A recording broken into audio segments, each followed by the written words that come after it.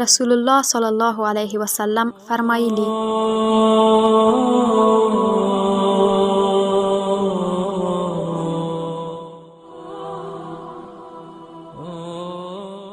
چا چې خپل ګناهونه رایاد کړل بیا یې توبه وویستله، الله تعالی به یې توبه قبوله کړي.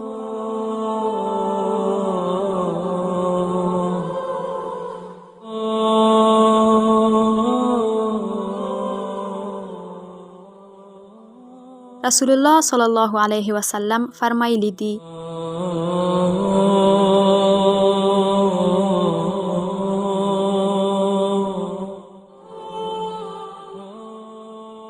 د هر روژه نیونکي دعا د روژه ماتي پر مهال قبلیږي.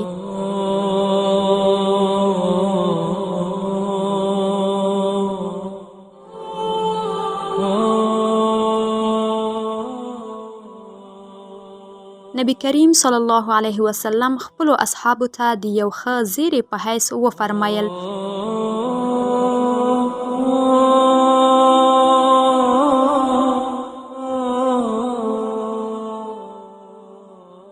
چې زه د مسلمان حال ته تعجب یم، حال دا چې د هغه هر حال د خیر دی او د خیر حال صرف د مؤمنانو لپاره دی.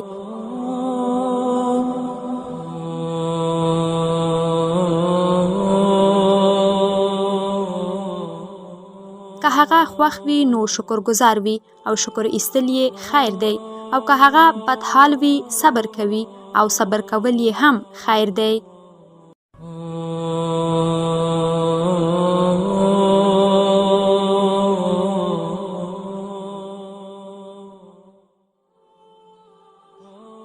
رسول الله صلی الله علیه وسلم فرمایلی دي: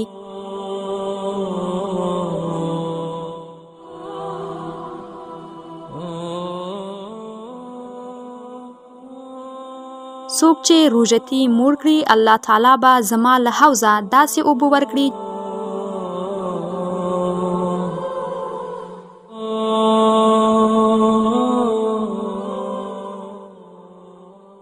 چې جنت ته تر ننوتلو پورې به نه تږي کیږي.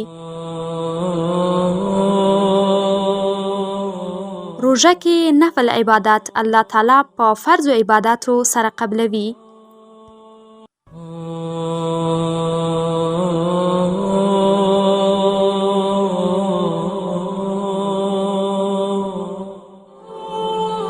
Oh